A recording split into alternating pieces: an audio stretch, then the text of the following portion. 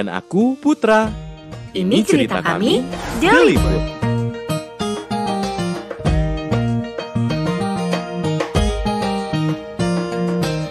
Kacamata udah, sarung tangan udah, jaket udah, helm juga udah. Apalagi ya yang kurang? Li, lagi mikirin apa? Kok ada helm segala? Kamu mau balapan motor ya? Ih, enggak Put.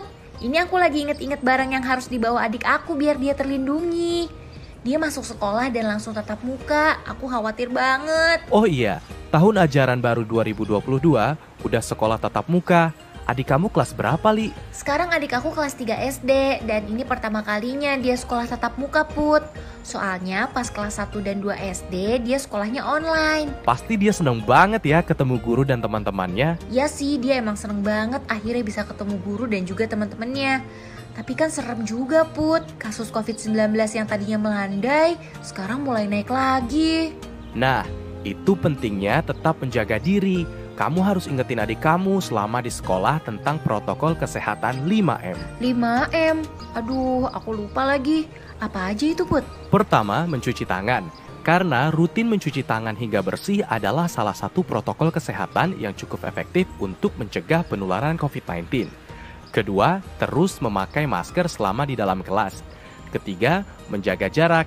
Walaupun kangen sama teman-teman, tetap jaga jarak ya. Keempat, menjauhi kerumunan. Jangan malah ikutan nimbrung. Dan kelima, mengurangi mobilitas. Kalau menjauhi kerumunan, dia nggak bisa ke kantin buat makan dong, Put. Nanti adik aku kelaparan. Li, kan kamu bisa bekelin adik kamu dari rumah. Siapin deh tuh dari makan siang sampai cemilan yang dia butuhin. Jadi nggak perlu jajan lagi ke kantin. Tapi Put, aku masih tetap khawatir loh. Ditambah lagi berita merebaknya subvarian Omikron baru yang katanya lebih cepat menular. Gimana ini? Jangan panik, Li. Intinya terus waspada. Kunci kesehatannya adalah dengan protokol kesehatan dan vaksinasi. Ini harus dilakukan, dilaksanakan, dan disiplin. Apapun variannya, pencegahannya tetap sama kok. Oke, jangan panik. Jangan panik. Semua akan baik-baik aja. Amin. Kamu jangan overprotective gitu. Kasihan adik kamu, Li. Kan dia juga pengen ketemu temennya. Oke, Put. Kalau gitu, aku nggak boleh overprotective ke adik aku. Kalau ke kamu boleh nggak? Bisa aja kamu, Li.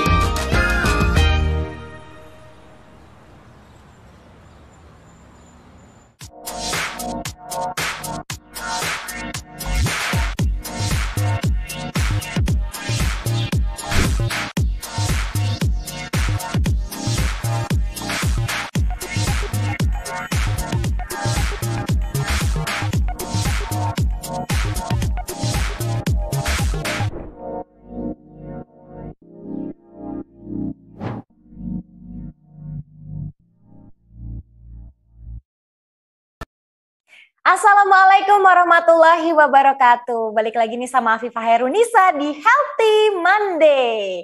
Nah, seperti biasa di Healthy Monday ini kita akan membahas soal tema-tema kesehatan. Yang menjadi tema kita hari ini adalah serba-serbi masalah tulang belakang. Nah Afi juga mau ingetin nih ke sahabat liputan6.com kalau acara Healthy Monday ini merupakan persembahan khusus dari liputan6.com dan juga IMC Healthcare. Dan juga acara ini tuh sudah melalui protokol kesehatan yang dianjurkan oleh pemerintah. Oke, tadi kan Afi udah bilang nih tema hari ini adalah serba-serbi masalah tulang belakang. Nah, untuk membahas tema kita tersebut, Afi sudah undang dan sudah bergabung bersama kita secara virtual. Ini ada dokter-dokter yang kece badai banget, yang pastinya ahli di bidangnya. Ini sudah ada Dr. Jepta Furano Lumban Tobing. Beliau adalah spesialis ortopedi dan juga traumatologi konsultan tulang belakang di Rumah Sakit IMC Alam Sutera. Halo, Dok. Halo, Mbak Afi. Terima kasih undangannya. Oke, nah berikutnya di Dok, kita nggak cuma berdua aja, tapi sesuai yang ditampilkan di layar ini masih ada dua lagi, yaitu ada Dr. Harmantia Mahadipta. Beliau adalah spesialis ortopedi dan traumologi, konsultan tulang belakang dari Rumah Sakit IMC Tangerang. Halo Dr. Harman ya Dr. Harman. Halo. Oke, nah Ya, berikutnya ini juga ada narasumber kita, ada Dokter Imade Budi Setiawan, beliau spesialis ortopedi dan juga traumologi, konsultan tulang belakang dari Rumah Sakit IMC Sentul. Wow, ini udah ada 3 ahlinya nih hari ini nih. Oke, kita ngobrolnya ganti-gantian aja nih ya dok ya. Nanti kadang ke Dokter Harman atau ke Dokter Jeftah gitu, ganti-gantian aja. Nah yang pertama mungkin aku mau nanya dulu ke Dokter Jeftah dulu nih ya. Dok, boleh dijelasin dulu nggak sih secara general apa sih penyakit tulang belakang itu? ya, jadi penyakit tulang belakang pada dasarnya adalah semua penyakit yang disebabkan karena masalah pada tulang belakang gitu ya, Mbak Afi. Jadi dari tulang belakang punggung atas, di leher, di punggung bawah, maupun sampai ke tulang ekor, kalau misalnya menyebabkan keluhan ya semuanya itu kita sebut sebagai penyakit yang disebabkan karena suatu masalah di tulang belakang. Oh gitu. Nah itu tuh apa yang menyebabkan bisa kena masalah tulang belakang? Apakah itu keturunan kah atau karena cedera mungkin jatuh? Apa sih dok penyebabnya dok? Ya, ini pertanyaan bagus nih, Mbak Afi. Jadi, mungkin sebelumnya ya, kita harus ingat dulu bahwa secara anatomi nih, kita ngomong tulang belakang itu tidak hanya tulang saja pastinya. Jadi, kalau misalnya saya kasih penjelasan singkat ya, jadi tulang belakang itu ada 5 jenis yang berbeda. Jadi di bawah tengkorak sampai ke tulang ekor itu ada 5 jenis tulang belakang yang berbeda. Cervical di leher, thoracal itu punggung atas, lumbar itu punggung bawah, kemudian sacropoccygeal atau yang kita kenal dengan tulang ekor. Di antaranya ada bantalan-bantalan, kemudian nggak hanya tulang dan bantalan aja, ada ligamen, ada otot, sehingga sebenarnya untuk manusia bisa berdiri tegak itu butuh kerjasama antara semua komponen tersebut. Nah tadi Mbak Afi tanya mengenai faktor risiko ya, apa sih yang bisa menyebabkan seseorang itu memiliki keluhan pada tulang belakang? Biasanya paling sering keluhannya adalah nyeri. Dan faktor risikonya itu yang pertama adalah usia. Kita tahu bahwa kita terus berumur, semakin bertambah usia maka akan rentan terkena penyakit pada tulang belakang.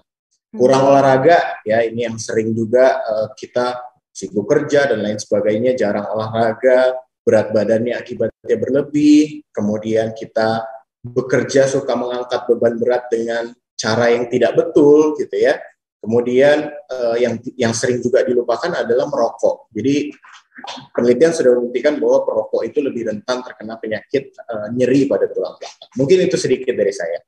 Oh gitu dok. Nah itu agak-agak bingung tuh dok. Apa hubungannya ya dok? Dari rokok bisa menyebabkan penyakit tulang belakang.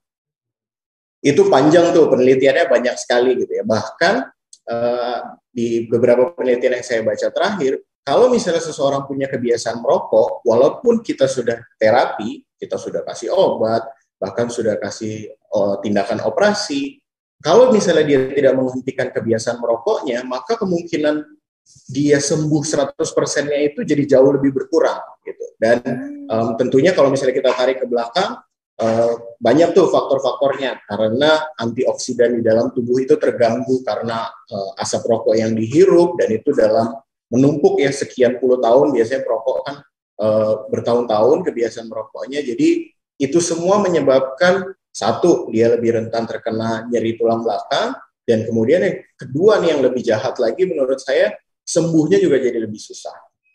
Oh gitu. Nah bisa juga nggak sih dok sakit tulang belakang tuh disebabkan karena kita suka angkat beban yang terlalu berat gitu dok? Bukan beban kehidupan ya dok ya? Maksudnya ya, jadi barang-barang gitu. Tugasnya tulang belakang itu adalah menumpu tubuh kita. Nah, tubuh kita kan punya berat badan. Nah, kalau misalnya saya suka ibaratkan seperti per dan shock breaker daripada mobil. Nah, kalau misalnya berat badan kita aja, oke, dia beban fisiologis namanya. Tapi pada saat kita mengangkat suatu beban, misalnya kita mau menyuci baju, kita ambil ember air yang berat, nah maka itu harus dilakukan dengan cara yang tidak membebani tulang belakang. Biasanya kami ini dokter-dokter spesialis tulang belakang selalu mengajarkan untuk gunakan otot lutut. Jadi jangan sampai punggungnya membungkuk sehingga pada saat mengangkat suatu beban berat naik, tiba-tiba spasme ototnya dan menyebabkan nyeri yang antara nyeri di punggung bawah atau nyeri yang bisa menjalar ke tungkai atau yang biasa kita kenal sebagai saraf kejepit.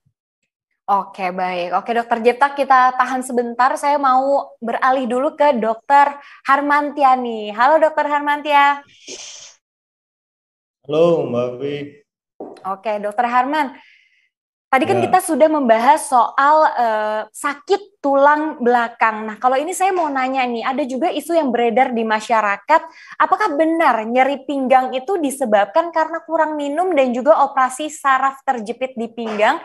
Bisa nggak nih menyebabkan kelumpuhan?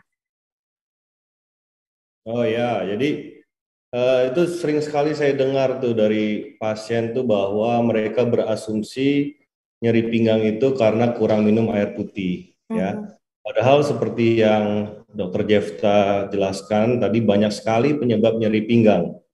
Nah, kalau kita tarik data, faktor penyebab nyeri pinggang yang paling utama adalah sebenarnya masalahnya di otot. Jadi sekitar 70% sampai 75% masalah di nyeri pinggang itu problem utamanya adalah otot. Nah, kalau problem utamanya otot itu tidak ada hubungannya dengan kurang minum air putih. Kalaupun kita mau memaksakan hubungan antara kurang minum air putih dengan nyeri pinggang, berarti kita bicara masalah seputar ginjal atau batu ginjal, di mana dari sekian banyak penyebab nyeri pinggang, problem di internal organ yaitu ginjal hanya menyumbang sekitar 2% saja, Mbak Afi. Jadi ya sebenarnya sedikit sekali, tapi memang masih santer itu di masyarakat bahwa kurang minum air putih itu dihubungkan dengan nyeri pinggang. Jadi seharusnya kita mulai shifting paradigma bahwa nyeri pinggang majority disebabkan oleh problem otot. Ya, itu yang satu.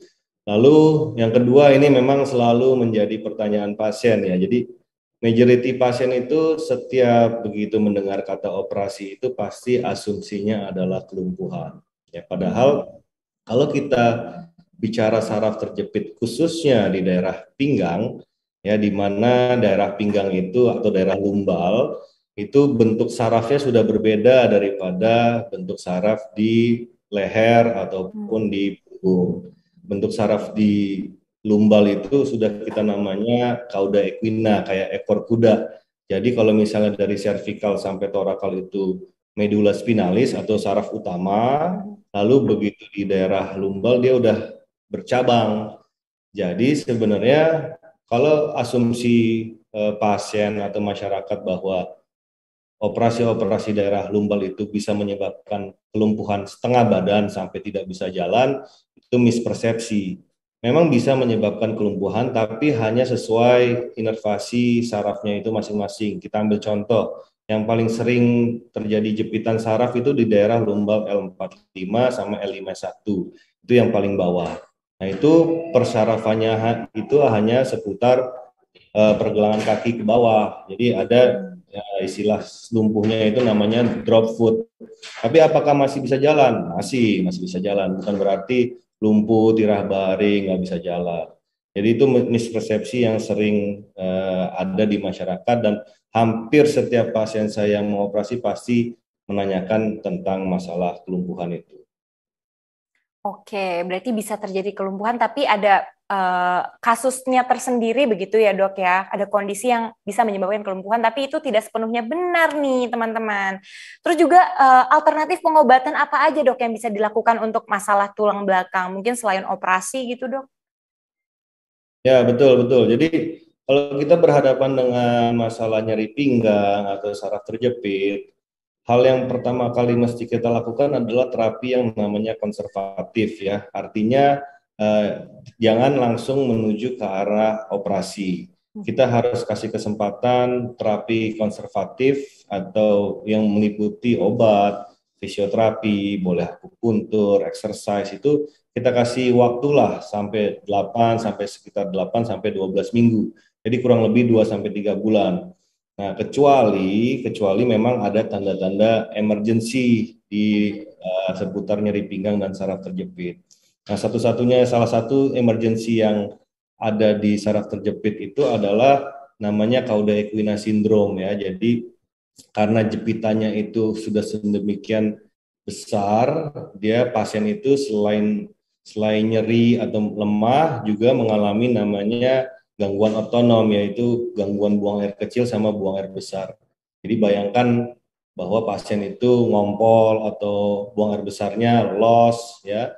Emergensinya itu bukan karena mengancam nyawa, tapi kalau misalnya kita biarkan tidak ditreat secara cepat, dia akan bersifat permanen. Jadi kalau bersifat permanen, ngompol seumur hidup, buang air besar loss seumur hidup, pasti itu akan mengganggu kualitas hidupnya. Jadi memang pertama-tama kita harus lakukan terapi konservatif, ya. Banyak sekali biasanya ada terapi konservatif meliputi obat-obatan, fisioterapi, akupuntur dan lain sebagainya. Di sini misalnya ada terapi operasi. Nah, di tengah-tengahnya juga ada terapi intermediate yang biasanya itu adalah pain management intervention, ya, suntik, laser, radiofrekuensi dan lain sebagainya. Wow, ternyata ada banyak alternatif pengobatannya ya, Dok ya. Nah, kadang-kadang nih ada banyak juga pasien yang takut melakukan endoskopi nih, Dok. Nah, apakah kalau syaraf terjepit ataupun back pain itu harus melakukan endoskopi atau tidak sih, Dok, sebenarnya? Ya, biasanya sih pasien takut operasi, Mbak Afi, bukan takut endoskopi, ya. Jadi teknik endoskopi itu adalah salah satu tetap teknik operasi di bidang tulang belakang, cuman menggunakan minimal invasif. Jadi era kedokteran itu sudah bergerak ke arah minimal invasif. Saya ambil contoh misalnya dulu operasi usus buntu yang dilakukan secara laparotomi, ya, insisi buka terbesar, sekarang dilakukan laparoskopi. Demikian juga kita di bidang tulang belakang juga sudah bisa melakukan operasi-operasi dengan teknik endoskopi. Nah, dulu memang teknik endoskopi ini dikembangkan sama guru-guru kita mungkin tahun 1998, ya. Cuman karena satu hal dan lain sebab tidak continue. Nah, mulai 2013-14 ke sini sudah banyak rekan-rekan kita yang sudah bisa melakukan operasi-operasi tulang belakang dengan cara endoskopi. Jadi endoskopi itu tetap salah satu teknik operasi, cuman hanya kita lakukannya dengan minimal invasif. Dan biasanya itu ditujukan untuk saraf terjepit, ya, untuk saraf terjepit.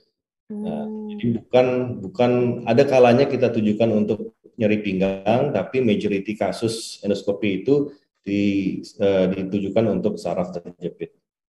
Oke, baik. Dari tadi kan ada kata syaraf terjepit, ada juga back pain gitu. Nah, mungkin akan kembali dulu nih ke Dr. Jefta nih. Dr. Jefta, sebenarnya apa sih bedanya syaraf kejepit dan juga back pain? Kalau misalnya kita ngelihat contoh kasus artis Marsyanda itu katanya karena syaraf terjepit gitu. Nah, itu tuh bedanya apa sih, Dok, antara back pain dan juga syaraf terjepit? Ya, ini pertanyaan penting ya untuk di-address, terutama untuk ke masyarakat luas. Karena gini, seringkali masyarakat itu sering HNP-kan back pain. Gitu. Jadi semua back pain atau semua nyeri punggung atas, nyeri punggung bawah, nyeri leher, semua dibilang HNP. Gitu. Nah, sementara yang kita kenal dengan HNP atau itu bahasa Latin ya, hernia nucleus pulposus. Jadi keluarnya bantalan dari bantalan sendi yang kemudian menjepit saraf. Itulah yang kita kenal dengan saraf kejepit di konteks tulang belakang. Kenapa saya bilang konteks tulang belakang? Karena saraf terjepit itu ada juga yang di ujung-ujung perifer kita ngomongnya ya, misalnya saraf kejepit di tangan, saraf kejepit di tempat lain, di kaki, tapi kita nggak ngomong masalah itu. Kita ngomong mengenai penonjolan bantalan yang di tulang belakang, sehingga menyebabkan terjepitnya saraf-saraf dari cabang-cabang saraf yang tadi Dr. Harmantia sudah sebutkan. Nah, sebenarnya kita bisa kenali, Mbak Afi dan masyarakat sekalian, kita bisa kenali bahwa yang namanya HNP itu biasanya memiliki keluhan nyeri yang menjalar ke kaki, ke tungkai. Jadi bukan hanya back pain saja. Seperti tadi Dr. Harmantia sebutkan, back pain itu sangat umum ditemukan. Bahkan kalau misalnya kita lihat, back pain itu keluhan kedua setelah infeksi saluran pernapasan atas di poli umum. Jadi ini adalah suatu keluhan yang sering sekali kita temukan. Apakah semua back pain itu HNP? Tentu saja tidak, gitu kan? Jadi jangan sampai semua nyeri punggung kita sebut sebagai HNP. Biasanya unsur pembedanya adalah tadi. Seringkali HNP itu karena tonjolan daripada bantalan menyebabkan jepitan di saraf, akan ada nyeri yang menjalar di bagian tertentu, misalnya di sisi samping dari paha, samping dari betis, punggung kaki atau telapak kaki, yang diperberat pada saat pasien misalnya mengangkat barang berat, bersin, batuk, atau mengejan. Jadi sangat spesifik. Masyarakat bisa mengenali keluhan HNP kalau misalnya ada nyeri yang menjalar ke kaki. Selain daripada itu, biasanya back pain yang disebabkan karena masalah otot. Oke, berarti pemeriksaannya nih untuk mengetahui apakah ini back pain ataupun HNP tadi, itu seperti apa, Dok, proses pemeriksaannya? Ya, jadi kalau misalnya seseorang berobat ya ke dokter spesialis ortopedi maupun tulang belakang gitu ya, biasanya ada dua pemeriksaan yang umum dilakukan. Yang pertama yang paling sederhana adalah pemeriksaan X-ray atau radiologi sederhana. Di situ kita bisa dapat gambaran mengenai tulang belakang saja, karena biasanya X-ray hanya terlihat komponen tulang-tulangnya atau jaringan yang keras. Nah, pemeriksaan kedua yang biasanya diperiksakan oleh dokter adalah MRI atau Magnetic Resonance Imaging. Ini adalah pemeriksaan yang lebih canggih dan itu bisa lebih sensitif untuk mendiagnosis masalah-masalah pada jepitan saraf seperti yang sudah kita bicarakan tadi. Jadi biasanya pada umumnya untuk mendiagnosis suatu penyakit apakah ini saraf kejepit atau sekedar back pain saja, kita membutuhkan dua pemeriksaan itu tadi. X-ray biasa, radiologi sederhana, dan kemudian kedua pemeriksaan MRI agar bisa mendiagnosa secara lebih sensitif. Oke, jadi harus di X-ray dan juga di MRI ya, Dok ya, untuk tahu nih apakah ini saraf kejepit ataupun back pain. Karena pengobatannya pun juga berbeda ya, Dok ya, kedua penyakit ini. Betul sekali. Oke, dokter terima kasih. Saya mau sapa dulu nih Dokter Budi. Takutnya keburu ketiduran nih Dokter Budi. Halo Dokter Budi. Halo Mbak. Oke, Dokter Budi, dari tadi kita sudah menyimak ya Dok ya pembicaraan tentang saraf kejepit dan juga back pain begitu ya Dok ya. Nah, yang Afi mau tanya ini ke Dokter Budi, apakah nyeri pinggang akibat syaraf terjepit yang sudah dioperasi itu bisa kumat lagi nih Dok? Terus seberapa besar nih kalau misalnya kumat, rasa sakitnya apakah sama seperti awal terkena sakitnya atau berkurang dan itu bisa sembuh nggak Dok? Ya, jadi banyak juga pasien yang takut operasi kalau ada keluhan back pain atau HNP, kemudian datang konsultasi dan memang indikasi operasi dan kita sarankan operasi. Pasien pasti bertanya apakah nanti setelah operasi akan kambuh lagi atau tidak.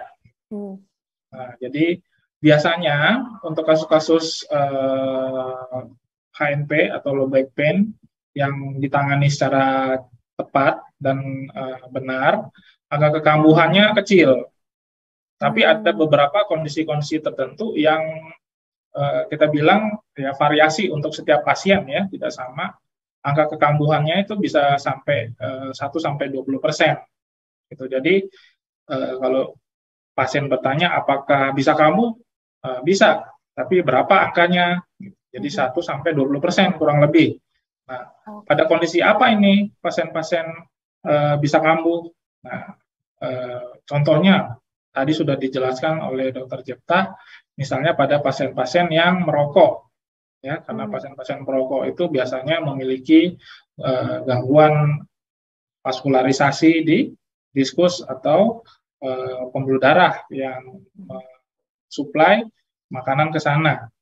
Kemudian pada pasien-pasien yang overweight, berat badan berlebih, biasanya kan kalau orang atau pasien dengan HNP, salah satu faktor risikonya adalah obesitas atau berat badan. Dan setelah operasi biasanya kita encourage lagi untuk melakukan penurunan berat badan. Nah ini yang biasanya jadi dilema. Pasien sudah kita operasi, tapi berat badannya belum turun. Nah kadang-kadang masih akan terasa nyeri. Nyerinya bisa sama atau berkurang. Tapi pasien menganggap kalau masih ada nyeri, masih mengganggu.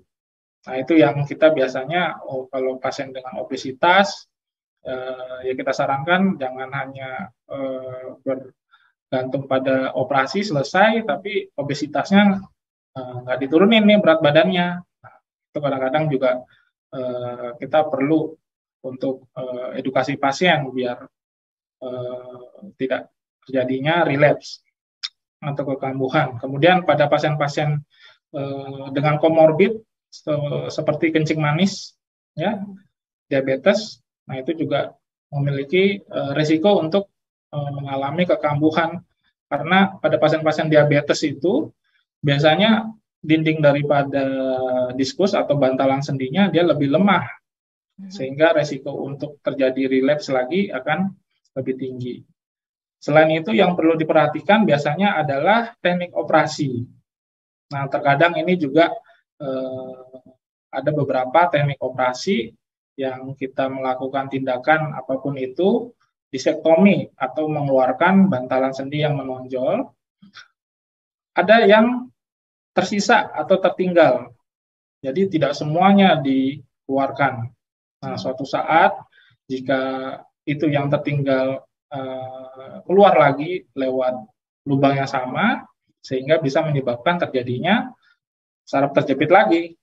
Nah, itu juga perlu diketahui dan kita jelaskan kepada pasien bahwa bisa terjadi relapse karena teknik operasi.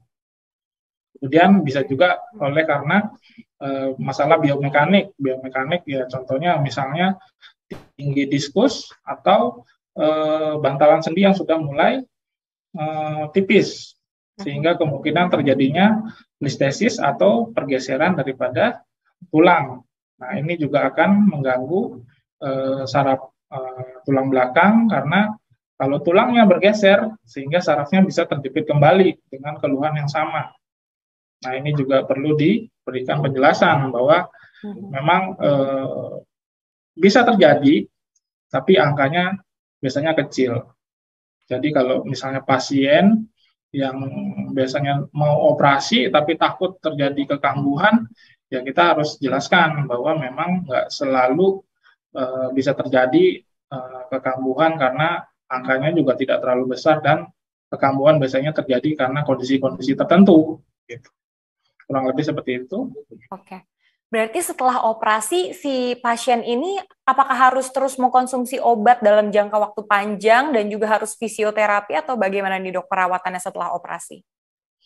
Nah, jadi kalau kita berbicara tentang pasca operasi ya, apapun operasinya, jadi operasi anggaplah endoskopi atau open dengan insisi atau buka yang lebih besar, semua keberhasilan operasi itu tergantung dari kondisi pada saat pasien datang. Nah, jadi kalau misalnya pasien datang dengan keluhan yang memang kita indikasikan untuk tindakan segera atau tindakan operasi dengan lama dan beratnya penyakit yang kita bilang tidak terlalu berat, dan kita lakukan operasi, hasilnya kemungkinan besar akan baik. Begitu hasilnya baik, pasien biasanya tidak perlu minum obat lebih lama, tidak perlu fisioterapi lebih lama.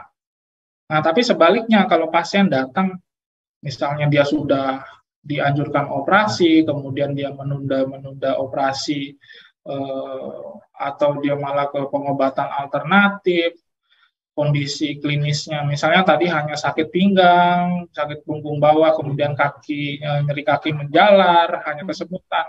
Datang sudah kakinya agak berat, lemas, susah jalan. Kemudian baru kita lakukan tindakan operasi. Nah, akan kemungkinan besar recovery time-nya juga akan lebih lama. Artinya apa? Pasien akan minum obat lebih lama dan memerlukan terapi juga lebih lama. Gitu. Jadi tergantung dari kondisi setiap pasien pada saat waktu dia datang, apakah masih cukup baik untuk recovery-nya atau sulit. Kalau misalnya kita sudah berhasil operasi, pasien datang anggaplah terlambat, ya kemungkinan dia perlu tindakan terapi yang lebih lama. atau minum obat-obatan juga terus-menerus. Tapi kalau misalnya masih baru, kemudian kita lakukan tindakan operasi, recovery time-nya cepat, apalagi dengan endoskopi ya, pasien mostly ya tidak perlu obat ataupun terapi yang lama. Oke, tadi dokter sempat bilang nih, apakah si pasien ini kondisinya parah atau tidak tergantung dengan seberapa cepat dia melakukan pengobatan begitu ya dok? Apakah dia tiba-tiba mengambil pengobatan alternatif? Nah, ini sekarang dok ada yang lagi ngetren nih dok, pengobatan alternatif yaitu chiropraktik nih dok. Nah, itu menurut dokter gimana nih untuk masalah tulang belakang? Apakah ini benar menjadi solusi atau malah memperburuk begitu dok? Jadi kalau yang namanya pasien pasti akan menghindari yang namanya operasi, ya kan? Jadi ya ini naluri lah. Setiap orang pasti kalau dengar kata operasi pasti takut. Bagaimana mereka mencari pengobatan bisa sembuh tapi tanpa operasi? Banyak pilihannya kan. Nah jadi kalau chiropraktik ini di luar negeri secara hukum atau keilmuan mereka mungkin legal ya. Tapi kalau di Indonesia ini masih dianggap sebagai pengobatan alternatif. Kemudian dari IDI, Ikatan Dokter Indonesia, ataupun dari ortopedi sendiri, kita belum mengenal, jadi belum mengakui adanya yang namanya pengobatan chiropraktik. Gitu. Kenapa? Karena ya memang secara medis kalau kita melakukan terapi pada pasien semua berdasarkan atas keilmuan yang sudah teruji. Nah, sedangkan untuk chiropraktik ini belum, jadi kita belum mengakui. Kemudian yang berikutnya adalah karena dia masuk ke dalam pengobatan alternatif, jadi dia masih di klinik-klinik tersebut banyak yang belum memiliki perizinan. Pun kalau mereka punya izin, mereka biasanya mengurus di dinas kesehatan, di Dinkes ya. Jadi bukan di rumah sakit biasanya, tapi di klinik-klinik di luar. Kalau kita lihat masalah yang dulu, yang heboh mungkin Mbak Afi pernah dengar, yang ada dilakukan chiropraktik kemudian meninggal, ya. Nah, jadi kalau menurut pendapat saya tahu kalau orang berkonsultasi ke chiropraktik, mereka kadang hanya melihat melakukan pemeriksaan hanya dari satu sisi aja, lihat pasien, periksa, kemudian hanya melakukan X-ray. Itu kadang ke pasien membawa X-ray ke sana karena memang disuruh oleh chiropraktornya. Nah, dari sana kebanyakan dari chiropraktor bukan orang medis. Jadi mereka tidak bisa melakukan diagnosis dengan tepat ataupun asesmen terhadap keluhan sumber nyeri si pasien. Nah, jadi begitu mereka melakukan tindakan chiropraktis yang tidak sesuai, pasti akan memiliki resiko bahaya. Nah, kalau dari saya pendapat sendiri, saya tidak rekomendasi untuk melakukan pengobatan, apalagi saraf terjepit ini ke chiropraktis, ya chiropraktor. Karena resiko-resikonya banyak. Ya salah satu yang dulu kejadian, kemudian kalau dia saraf terjepit, resiko malah makin terjepit ada. Gitu. Kemudian pada pasien-pasien yang usia lanjut yang sudah osteoporosis, kalau kita lakukan istilahnya kretek-kretek ya, resiko patah tulangnya. Nah, itu kan nggak tahu mereka tuh dia osteoporosis apa enggak. Kemudian tulangnya bisa bergeser karena salah posisi, kan mereka melakukan manipulasi dari luar. Mereka tidak tahu apa yang terjadi di dalam, dan terkadang pasien merasa enak kalau ada bunyi. Entah bunyinya itu akan hasilnya bagus atau tidak. Gitu. Nah, jadi kalau misalnya tidak bagus gimana? Ya resikonya itu banyak. Yang tadi saya sebutkan, bisa juga sampai pecah pembuluh darah, ya, kemudian sampai pasiennya stroke gitu, atau malah lumpuh. Gitu. Nah, itu sangat berisiko sekali. Jadi, kalau menurut saya tidak merekomendasikan untuk melakukan pengobatan alternatif chiropractor. Ya. Jadi, kalau bisa memiliki keluhan terutama di tulang belakang, cari saran ke dokter dulu. Pastikan ada masalah sumbernya dari mana. Oke, berarti jangan asal keretek ya dok ya, harus diperhatikan juga nih. Ini soalnya yang melakukan chiropracticnya ini chiropractornya ganteng-ganteng dok. Jadinya tuh orang kayak gue bisa cepat sembuh nih kalau di chiropractic gitu loh dok. Tapi ternyata tidak direkomendasikan karena belum ada penelitian dan juga buktinya di dunia medis begitu ya dok. Jadi bahaya juga nih teman-teman. Oke, nah terus gimana dong nih caranya kita supaya nggak sampai kena back pain ataupun HNP ini dok? Cara mencegahnya bagaimana nih? Siapa yang mau jawab ya kira-kira? Mungkin Dokter Budi dulu atau nanti bisa dilanjutkan dengan Dokter Harman dan juga Dokter Jefta. Silakan Dokter Budi. Jadi kalau kita usia muda yang paling sering terkena masalah back pain ya karena aktivitas yang berlebihan ataupun pekerjaan atau apapun itu, saran untuk mencegah terjadinya low back pain ataupun HNP ya jadi olahraga yang teratur. Jadi olahraga banyak macamnya yang bisa kita rekomendasikan untuk meningkatkan kekuatan otot punggung dan otot abdomen atau perut ya. Yang paling kita sering sarankan yaitu berenang. Ya. Kemudian kalau misalnya tidak bisa berenang, kita bisa lakukan senam lantai ya. Jadi bisa dengan yoga, pilates ya, mungkin ini untuk wanita yang sering ya. Kemudian kalau misalnya jalan kaki juga bisa untuk meningkatkan kekuatan tulang punggung. Bersepeda juga bisa ya. Jadi olahraga apapun itu silakan yang rutin, tapi kadang-kadang olahraga hanya rekreasi aja dan lagi hit-hitnya habis itu hilang. Nah, itu jangan. Jadi kalau bisa memang olahraga itu jadi hobi juga, jadi bisa lebih rutin. Dan yang kedua, kalau kita bekerja, yang kita pentingkan adalah postur tubuh.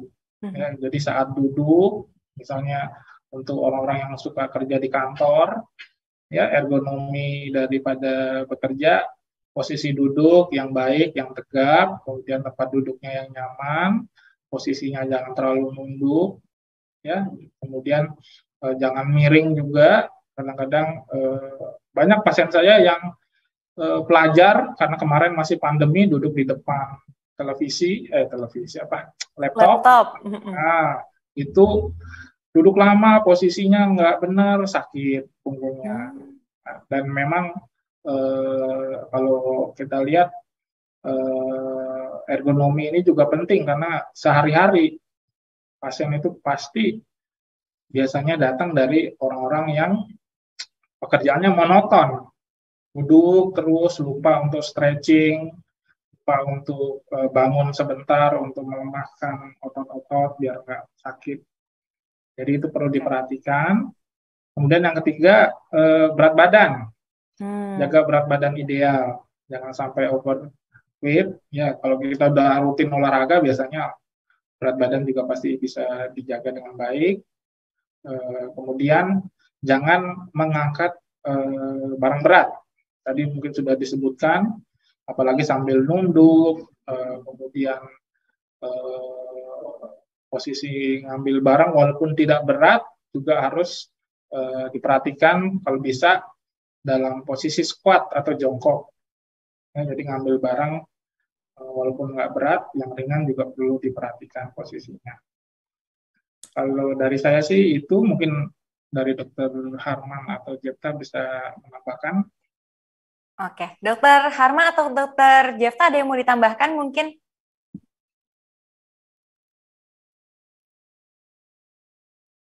Silakan Dokter Harmantia dulu. Oke, silakan Dokter Harman. Oke, lagi ada masalah audionya. Kalau dari saya sebenarnya sudah cukup lengkap yang disimpulkan oleh Dokter Budi. Tapi kalau saya bisa tambahkan sedikit ya, Satu tadi, olahraga itu mesti jadi kebiasaan. Itu harus wajib. Dan dia akan berkaitan langsung dengan berat badan. Berat badan yang ideal akan mengurangi risiko back pain sangat signifikan. Nah, satu lagi mungkin yang saya suka kasih tahu ke pasien-pasien saya adalah yang sering kali dilupakan adalah tadi Dokter Badi sudah bilang otot perut. Otot perut manusia modern itu tidak pernah terlatih. Kalau misalnya fisioterapis atau trainer, mereka suka bilang core muscle, ya, atau kita kenal dengan otot transverse abdominis. Itu manusia modern itu tidak pernah aktif otot tersebut. Padahal itu merupakan otot yang menjaga kestabilan tulang punggung bawah di bagian depan. Nah, kita seringkali lupa hanya berpikir bahwa tulang belakang itu ya berarti ototnya di belakang. Kita lupa di depan ada otot perut yang juga penting untuk menjaga kestabilan tulang belakang. Kalau masih muda bisa melakukan gerakan seperti plank. Tadi Dokter Badi sebutkan bagus banget senam lantai. Kenapa senam lantai? Senam lantai itu murah. Masyarakat sekalian tinggal beli yoga mat, murah yaitu di online shopping apapun. Tinggal beli, tinggal latihan 15-20 menit setiap hari, nggak perlu ke gym, nggak perlu keluar rumah, itu bisa dilakukan. Sehingga alangkah baiknya kalau misalnya dibiasakan untuk melakukan 2-3 kali seminggu senam lantai dan diantaranya termasuk latihan otot perut. Itu aja tambahan dari saya. Yang mahal tuh sebenarnya niatnya, Dok. Betul. Yoga mat-nya sih murah ya. Niatnya ya ampun, kayaknya susah banget ya, nggak kebeli gitu ya kayaknya niat untuk olahraganya itu. Padahal sangat mudah dilakukan di rumah. Nah ini Dokter Harman udah nyala belum mikrofonnya nih? Sudah kembali ya. Dokter Harman, tadi kan ini udah ada penjelasan nih gimana caranya mencegah sakit tulang belakang dan juga syaraf kejepit. Nah kalau ke Dokter Harman nih saya mau tanya, kalau salah satu pengobatannya kan ada yang namanya implan tulang belakang. Nah itu apa sih Dok? Boleh dijelasin nggak Dok? Oke, jadi ada kalanya kasus-kasus saraf terjepit atau nyeri pinggang itu kita perlu lakukan pemasangan implan atau yang orang kenal dengan pen ya.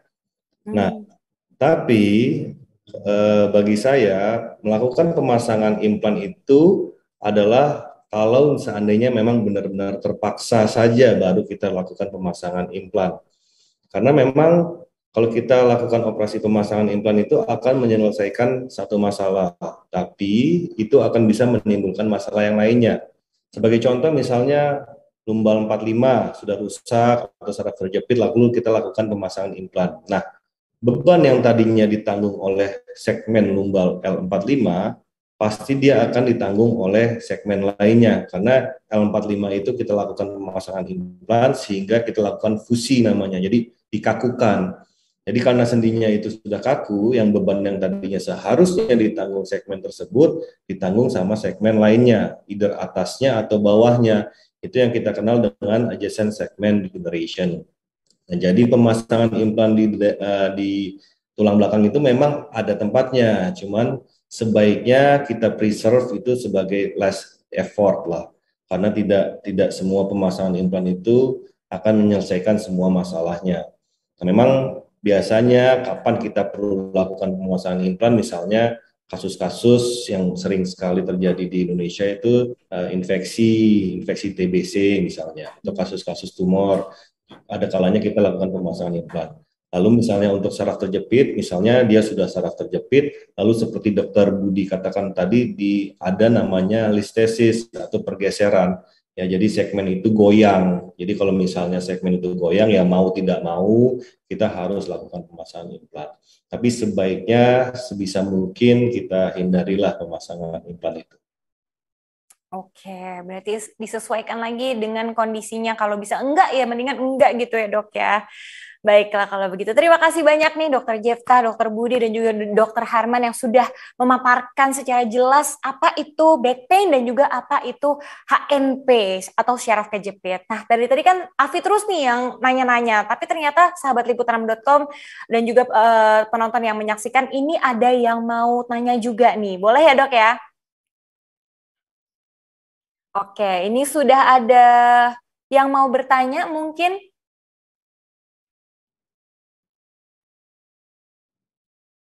Oke, jadi pertanyaannya sudah dikumpulkan dari sahabatliputan6.com, langsung aja Afi yang nanya ya. Ini pertanyaan pertama, apakah tidur di kasur yang keras atau empuk berpengaruh pada orang yang sakit pinggang? Nah, ini siapa yang mau menjawab nih? Dokter Budi, Dokter Jefta, atau Dokter Harman nih? Oke, baik. Afi pilih aja ya, mungkin Dokter Budi boleh nih yang untuk pertanyaan pertama. Baik, jadi kalau kita lihat ya, memang semakin mahal kasur, ya, itu semakin keras. Oh gitu. Iya, jadi kalau misalnya Mbak Afi mau tes ke toko kasur, kalau yang mahal-mahal itu pasti keras. Tapi kalau ditidurin enak, gitu. Maksudnya ya ada empuknya lah, tapi tidak tenggelam gitu. Kalau kita terlalu empuk, biasanya itu tenggelam itu. Jadi kalau habis bangun tidur, kasurnya malah melengkung.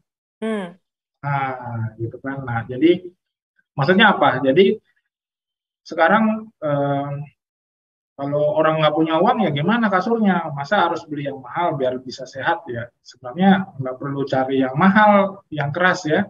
Bisa kita pakai tidur di lantai. Nah, itu kan juga keras. Nah, tapi kita kasih sedikit bantalan biar nggak terlalu sakit di bagian tonjolan tulang kita pada saat tidur. Nah, jadi kalau misalnya kita mau menggunakan alas tidur, yang terbaik adalah yang rigid, yang keras, kemudian datar, ya, nggak meliuk-meliuk, dan nyaman. Jadi anatomi punggung kita akan terjaga dengan baik. Jadi kalau misalnya dia terlalu empuk, tenggelam kita, nah pada saat tidur itu mungkin kita nggak sadar, tapi punggung kita berada dalam posisi yang tidak anatomi. Sehingga bangun tidur bukannya segar, biasanya malah tambah sakit. Jadi kalau bisa kita gunakan alas tidur yang tidak terlalu empuk, kemudian posisi tidur juga pasti pengaruh, ya. Jadi jangan tidur yang tengkurap, biasanya dihindari. Kalau bisa tidur terlentang, kemudian kalau memang ada rasa tidak enak di bagian punggung, kita bisa ganjal di bawah paha, di kaki, atau kasih bantal kecil di bagian punggung bawah. Gitu. Jadi kalau misalnya kita sakit punggung, jangan tidur di tempat yang empuk. Malah kita sarankan tidur di tempat yang keras. Tapi kalau misalnya dia tidak sakit punggung, pun sarannya tetap kita sarankan tidur di tempat yang keras. Ya, jadi jangan terlalu empuk karena itu malah bikin sakit punggung bangun tidur. Wah, ini tips memilih kasur juga nih. Ternyata faktanya adalah jangan pilih yang empuk. Wah, salah selama ini nih kita nih. Selama ini selalu nyarinya kayaknya yang mahal nih, yang empuk nih. Ini kok udah mahal, keras nih, jelek nih berarti. Salah ya dok ya ternyata? Salah. Nah, salah tuh. Oke deh. Terima kasih banyak dokter Budi jawabannya. Nah, ini pertanyaan berikutnya. Mengemudikan kendaraan dalam posisi duduk dalam waktu yang lama, apakah menjadi penyebab sakit pada tulang belakang? Nah, ini mungkin boleh dibantu jawab Dokter Jefta dulu, dokter. Silakan. Baik. Terima kasih untuk pertanyaannya, pemirsa sekalian. Jadi, sebenarnya menyetir itu yang lebih penting kita telaah lagi adalah posisi duduknya benar atau tidak, gitu kan? Seperti kalau misalnya kita duduk di suatu kursi mobil, itu kan bisa diatur ya. Maksudnya recline-nya berapa derajat, gitu. Kemudian bawahnya juga bisa diatur, gitu, naik turunnya. Jadi sebenarnya menurut saya yang lebih penting adalah posisi duduknya itu harus ergonomis. Itu dulu yang kita mesti pahami, gitu loh. Bahwa di posisi tulang punggung bawah, lumbal ya, tadi seperti istilahnya kita sebut lumbal, dia harus ada seperti huruf C gitu, seperti ada kurva. Biasanya makanya kalau misalnya mobil-mobil yang lumayan luxurious gitu ya, cukup mahal, dia punya bisa dinyalain lumbar supportnya supaya ada support sehingga tulang punggung bawah tetap ada lengkungannya. Itu salah satu contoh. Kalau menyetir dalam waktu lama, tentunya posisi duduknya jadi lebih lama. Kalau posisi duduk kita tidak ergonomis, tentunya akan lebih rentan menyebabkan masalah pada tulang punggung, biasanya punggung bawah gitu ya. Apalagi kalau misalnya kita telah lebih lanjut lagi nih, mobilnya bantingannya gitu ya, shock breakernya aman atau enggak gitu. Karena setiap tekanan yang disebabkan dari mobil itu akan ditransmisi ke tulang ekor kita dan kemudian ke seluruh tulang belakang. Jadi semua hal itu harus dipikirkan agar pada saat kita menyetir tidak menyebabkan keluhan nyeri punggung. Tapi tadi posisi duduk yang ergonomis itu semua masyarakat harus paham. Oh, itu kan tadi kan dokter menjelaskan kalau naik mobil. Nah, kalau naik motor gimana tuh, Dok? Motor terus jaraknya jauh banget gitu, Dok. Biasanya udah gini aja nih, udah loyo aja gitu. Ya, kalau misalnya naik motor tentunya lebih sulit karena posisi naik motor itu ya yang nyetir itu kan biasanya nggak akan bisa senderan gitu ya. Pasti agak menunduk sedikit gitu ya. Lain cerita kalau misalnya motornya yang mahal posisi tegak gitu. Nah, tapi memang sangat dianjurkan kalau misalnya naik motor jangan waktunya tuh terlalu lama tanpa istirahat. Harus banyak breaknya. Dan pada saat breaknya itu dilakukan stretching supaya otot-otot yang tadinya membungkuk dilakukan ekstensi. Saya kira kalau untuk naik kendaraan bermotor yang roda 2 yang harus dilakukan adalah jangan terlalu lama dalam satu kali duduk, satu kali jalan. Oke, bisa lah ya mampir dulu ke warung atau ke coffee shop, mungkin beli kopi dulu biar nggak ngantuk juga gitu sambil stretching kan, bisa ya. Baik, terima kasih banyak nih Dokter Jeftah. Nah, berikutnya pertanyaan terakhir nih ada, selain konsumsi vitamin, apalagi yang baik untuk dikonsumsi agar tulang belakang sehat? Mungkin boleh dibantu jawab Dokter Harman, silakan.